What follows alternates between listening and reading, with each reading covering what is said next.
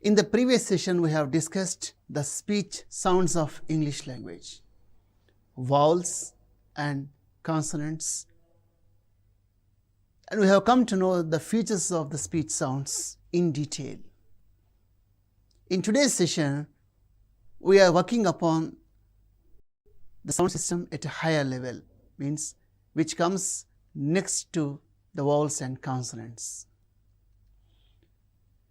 So here we are going to work upon the concept of syllable. So what is a syllable? A syllable is made up of a vowel sound which is obligatory and or consonant speech sounds. We can take a longer utterance like opportunity. Try to pronounce it slowly. Opportunity, opportunity. So you can see the breaks. Opportunity, opportunity. So this longer utterance is in 5 segments, or it has 5 syllables. Opportunity, opportunity. So a syllable contains a vowel sound which is obligatory, and consonantal sounds may precede or follow or both in a syllable. For example, you can take a word go, in which the consonantal sound is followed by a vowel sound. So the syllable structure is CV and on VC. V stands for vowel sound and C is consonantal sound, and bit CVC and a go vowel, consonant and vowel.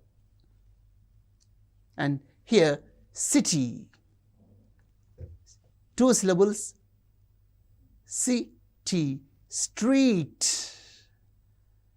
CCCV. That means in this syllable the vowel is preceded by 3 consonantal sounds and followed by 1 consonantal sound, and next CVCCC, and farmer, farmer, and cinema, cinema, cinema. It is very easy to identify the number of syllables in a longer utterance. You can say discipline, discipline, discipline. Examination, you can say examination, examination. Contemplate, contemplate, contemplate. Confusion, confusion, confusion. And most of the Indian languages are syllable timed languages. That means all the syllables are equally prominent in Indian languages. And whereas when you come to English, it is a totally different case. If a word has 2 syllables, by default, 1 syllable becomes strong and the second one becomes weak. And the strength of the syllable is assessed in terms of force. Consider a word like object. You can see object, object. The first syllable has prominence, it has extra force and full vowel quality. And ject, this is unstressed. So here we can come to the notion stress. Stress is the force imposed on a syllable. In connected speech, we observe all the syllables are not equally prominent. Some syllables are uttered with extra force. We have already said it is stress. And a stressed syllable is perceived in terms of extra breath force and full vowel quality. In a disyllabic word, we can observe this. Paper. You can see the first syllable is stressed. Paper, paper. And about, about. The second syllable is stressed. And in polysyllabic words, words with more than 3 syllables, we can observe primary stress as well as secondary stress. The syllable that has primary stress has extra breath force and full vowel quality, whereas the syllable with secondary stress has vowel quality. Examination, examination, examination. You can see the stress syllable is 𝗍 that receives primary stress. At the same time, the first one, it has full vowel quality, and the stress is marked with the upper vertical line, primary stress, and the secondary stress is marked by lower vertical line. And functional stress. There are a number of disyllabic words in English in which word stress depends on their function. That means, and when they function as verbs, the stress is on the second syllable. Consider the examples. Absent, absent, conduct, conduct, desert, desert, object, object, permit, permit, produce, produce. So this is an example for functional stress. We can see the stress is on the first syllable when the word is used as noun or adjective, and the stress is on the second syllable when the word functions as a verb. And stress is in compound words. A compound word is made of 2 or more root words. For example, blackboard, tablecloth, cardboard, footprint, hairbrush. Mostly the first element in the compound word receives the primary stress. Blackbird, the first element black receives the primary stress, and cardboard, footprint, hairbrush. Consider these examples. Myself, herself, himself, themselves, however, wherever, whenever, and whoever. And these words, mountaineer, engineer. So words that end with the suffix near receives stress on the suffix itself. Mountaineer, engineer, payee, refugee. There are some derivational suffixes in English language that cause stress shift.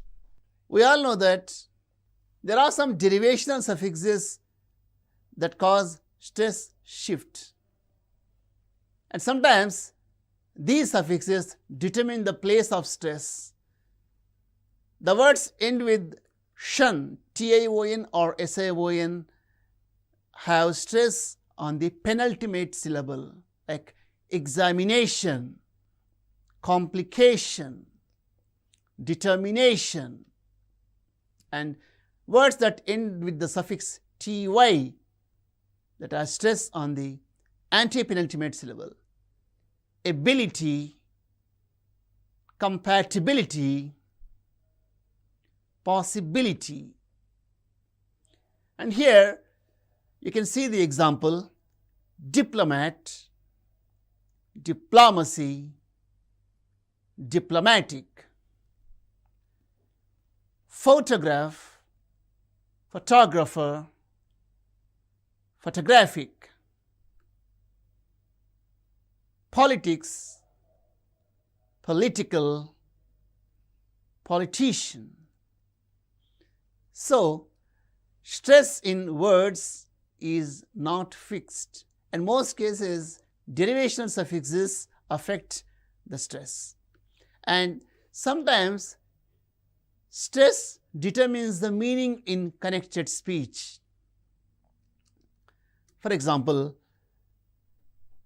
we can utter a sentence and we can give different meanings by applying stress on a particular syllable. For example, John is coming tomorrow. It is a normal statement. John is coming tomorrow. If you change it, John is coming tomorrow, he is not going. And if I say, John is coming tomorrow, not Mary. So, the place, the location of the stress affects the meaning also. And connected speech refers to the string of words in an utterance.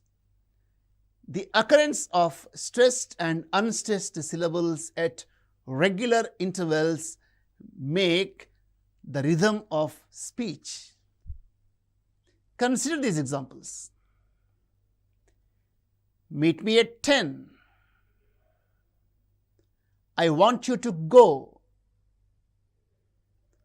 5 5s are 25.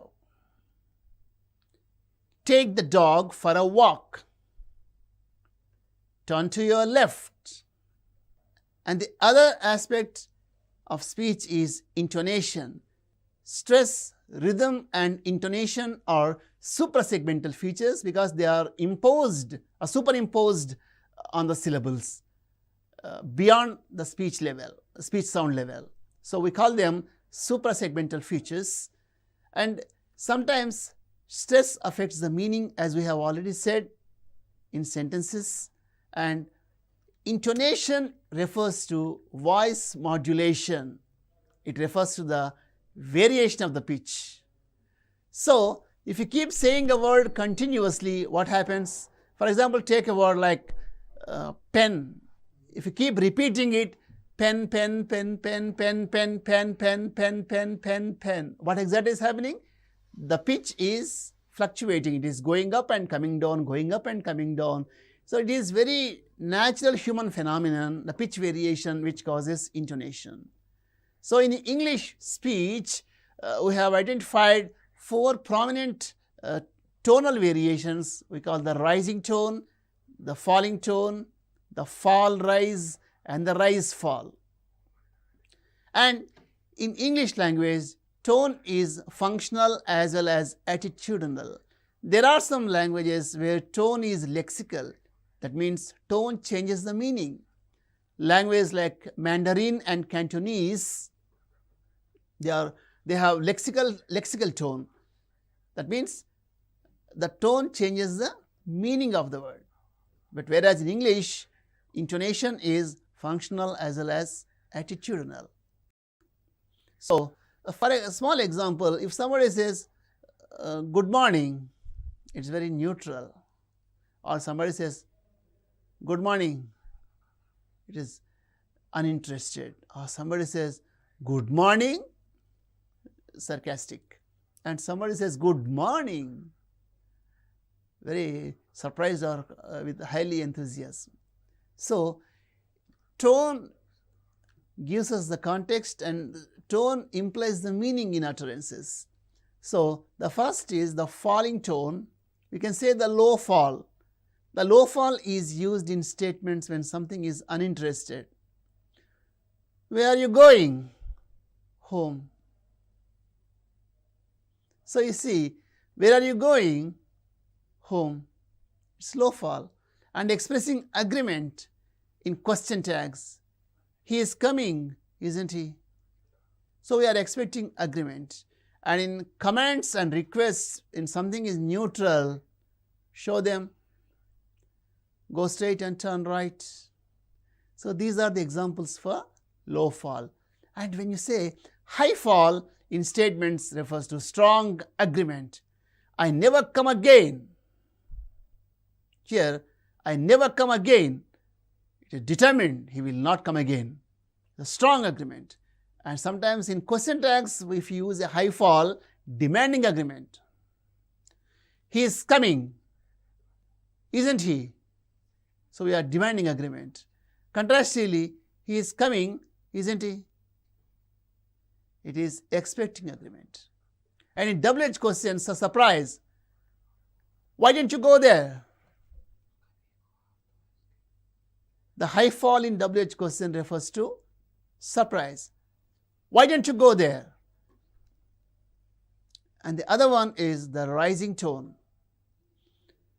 The low rise in statements is encouraging. Go on, keep it up, and asking for information. He is coming, isn't he? Comments and requests with low rise. Sit there, take this. And the high rise usually associated with questions. Within, do you want to buy this one? It shows enthusiasm. Toast? Did you say toast? Where? Chennai? Disbelief. We use rising tone when we count things 1, 2, 3, 4, 5. The last one takes the falling tone. For example, Ramesh, Suresh, Dinesh and Mohan are friends. And the fall rise. Fall rise is always doubtful. Do you play cricket? Sometimes. I met you last month. Doubtful. He is very clever, but not friendly. It is implied. So a statement with the fall rise is always gap filler. And the rise fall, it is used in very restricted context when something is highly enthusiastic or even sarcastic. It's really wonderful, enthusiastic agreement. And in sarcastic, how interesting. It is sarcastic. The occurrence of stressed and unstressed syllables at regular intervals cause rhythm of English language. And rhythm is very important in connected speech. When we make longer utterances, rhythm plays a very important role in making our language quite natural. And rhythm in poetry is very important. And we have come across so many nursery rhymes where rhythm adds music to rhymes. So this is a very, very simple rhyme we studied in our childhood days. Humpty Dumpty sat on a wall. Humpty Dumpty had a great fall. All the king's horses and all the king's men couldn't put Humpty together again. If you add music to this, Humpty Dumpty sat on a wall. Humpty Dumpty had a great fall. All the king's horses and all the king's men couldn't put Humpty together again. It's a wonderful rhyme, and if you give music, it becomes very live. And in poetry, metrical patterns when you come across, and the occurrence of stressed and unstressed syllables cause meter. We have metrical patterns like iambic, dactyl, pyrihic, and anapest. These are metrical patterns in poetry. And here, let us take a simple poem, A Nation's Strength. Try to give music to this poem. So see how words are stressed. Not gold, but only men can make a people great and strong, men who for truth and honor's sake stand fast and suffer long. Brave men who work while others sleep, who dare while others fly. They build a nation's pillars deep and lift them to the sky. So you can underline the stressed syllables not gold, but only men can make. You can see in this line, gold men make. These words are stressed.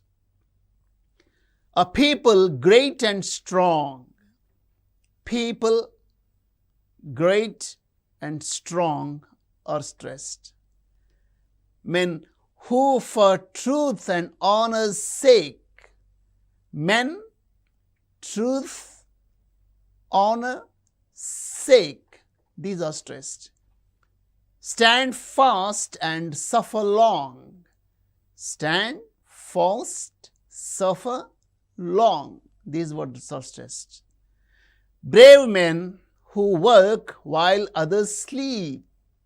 Brave men who work while others sleep. These words are stressed. Who dare while others fly. Dare and fly. They build a nation's pillars deep. They build nation pillars deep and lift them to the sky. Lift them to the sky. These words are stressed. And you can give music to this poem. A Nation's Strength is a wonderful poem that you find in Class 6 English Reader. So, where we can add music, not gold, but only men can make a people great and strong. Men who for truth and honor's sake stand fast and suffer long.